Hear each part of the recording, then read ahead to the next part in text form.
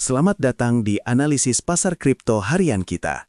Kita berada di bulan Januari tahun 2026 dan kondisi market sedang menarik untuk kita perhatikan. Sentimen pasar masih berada di zona fear dengan indeks Fear and Greed di angka 32. Angka yang sama dengan kemarin menunjukkan tekanan jual yang konsisten sepekan terakhir. Mari kita mulai dengan kalender ekonomi hari ini, lalu kita lanjut ke berita makro, dan kita analisis kondisi siklus saat ini. Ingat, konten ini murni untuk tujuan edukasi dan informasi. Ini bukan saran keuangan, bukan rekomendasi jual-beli, dan bukan ajakan untuk mengambil posisi apapun. Pasar kripto sangat volatil, resiko kerugian selalu ada. Lakukan penelitian mandiri dan sesuaikan dengan toleransi resiko pribadi. Hari ini, 22 Januari, kita punya satu event ekonomi penting yang sudah dirilis pagi tadi. Data Balance of Trade Jepang untuk Desember ditutup dengan surplus 157 miliar yen. Jauh lebih baik dari konsensus 357 miliar yen dan perkiraan negatif 400 miliar yen. Ini menunjukkan permintaan ekspor Jepang lebih kuat dari perkiraan, yang bisa sedikit meredakan kekhawatiran ekonomi global. Kita juga menatap event besar besok. Data inflasi inti PCE Amerika akan dirilis tengah malam nanti, yang jadi acuan utama The Fed soal inflasi. Kemudian ada keputusan suku bunga Bank of Japan besok pagi, dan pengumuman keputusan suku bunga Federal Reserve pada akhir Januari nanti. Kalender ekonomi minggu ini cukup padat, dan bisa jadi pemicu volatilitas di pasar kripto. Berita makro kripto pertama datang dari The Fed. Bank Sentral Amerika ini memberikan sinyal potensi paus dalam kenaikan suku bunga. Mereka melihat tanda-tanda perlambatan ekonomi dan inflasi yang masih bertahan. Ini adalah sinyal yang perlu kita perhatikan, karena kebijakan The Fed sangat mempengaruhi aset berisiko seperti kripto. Potensi paus bisa berarti likuiditas yang lebih banyak dan biaya pinjaman yang turun, yang berpotensi menguntungkan aset digital. Tapi di sisi lain, sinyal ini juga bisa mengindikasikan kekhawatiran terhadap kondisi ekonomi yang bisa menciptakan ketidakpastian. Kabar kedua datang dari Eropa. Pertumbuhan GDP zona euro untuk kuartal 4 tahun lalu direvisi turun menjadi 0,2% per kuartal.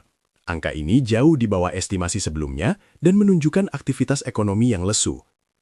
Kondisi ekonomi zona euro yang lemah ini bisa mempengaruhi pasar kripto. Ketika kepercayaan investor di Eropa menurun, permintaan terhadap aset non-tradisional seperti kripto kadang meningkat sebagai lindung nilai. Namun, ekonomi yang melemah juga bisa memperkuat sentimen risk-off di pasar global yang berdampak negatif ke kripto secara keseluruhan. Berita makro ketiga datang dari China. Pemerintah China mengumumkan paket stimulus fiskal dan moneter baru untuk mendukung pertumbuhan ekonomi. Ini termasuk pemotongan pajak, investasi infrastruktur, dan pelonggaran kebijakan moneter. Paket stimulus terbesar sejak tahun 2020. Dari perspektif kripto, kebijakan yang lebih akomodatif dari China bisa meningkatkan likuiditas global dan optimisme investor. Ini bisa berdampak positif ke pasar kripto, meskipun hubungan antara stimulus China dan aktivitas trading kripto di tingkat retail perlu kita perhatikan secara hati-hati. Fear and Greed Index berada di angka 32, masuk dalam kategori Fear. Dalam sepekan terakhir, angka ini turun dari 54 ke 32. Ini artinya sentimen pasar semakin ketakutan. Indeks ini menggambarkan suasana hati pasar.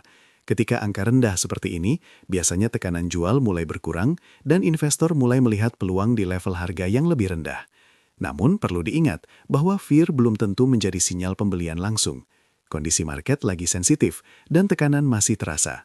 Bicycle top indikator kita pantau untuk melihat potensi puncak siklus.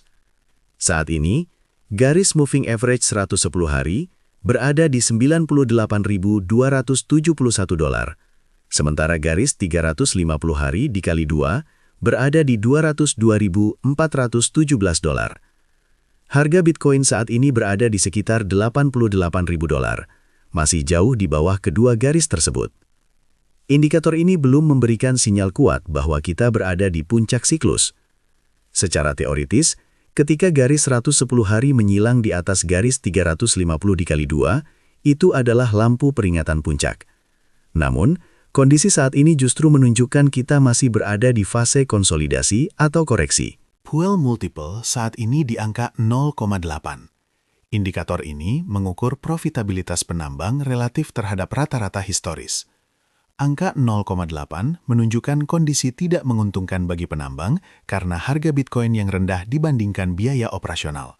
Secara historis, level di bawah 1 sering terjadi di fase akhir bear market atau awal akumulasi. Ketika Puel Multiple mendekati angka 1 ke atas, itu menunjukkan margin keuntungan penambang mulai pulih yang biasanya terjadi di fase awal bull market.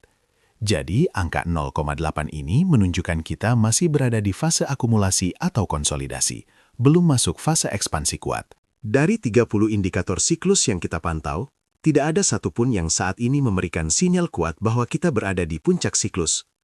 Mari kita lihat 3 indikator menarik. Pertama, Bitcoin AR999 Index saat ini di angka 0,55, masih jauh di bawah level 4 yang menjadi target puncak. Kedua, MVRV Z-Score di angka 1,09, masih jauh di bawah level 5 yang menunjukkan pasar sedang dalam kegembiraan berlebihan.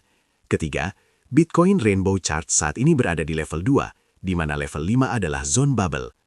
Jadi, data menunjukkan kita masih berada di fase awal atau tengah siklus, belum mendekati puncak. Namun, perlu diingat, kondisi market sensitif dan bisa berubah dengan cepat. Sekali lagi, semua pembahasan di sini murni untuk edukasi. Ini bukan saran keuangan atau ajakan jual beli. Pasar kripto sangat dinamis dan penuh risiko. Setiap keputusan trading atau investasi adalah tanggung jawab pribadi. Lakukan analisis mandiri dan kelola risiko dengan bijak. Terima kasih telah menemani analisis harian ini.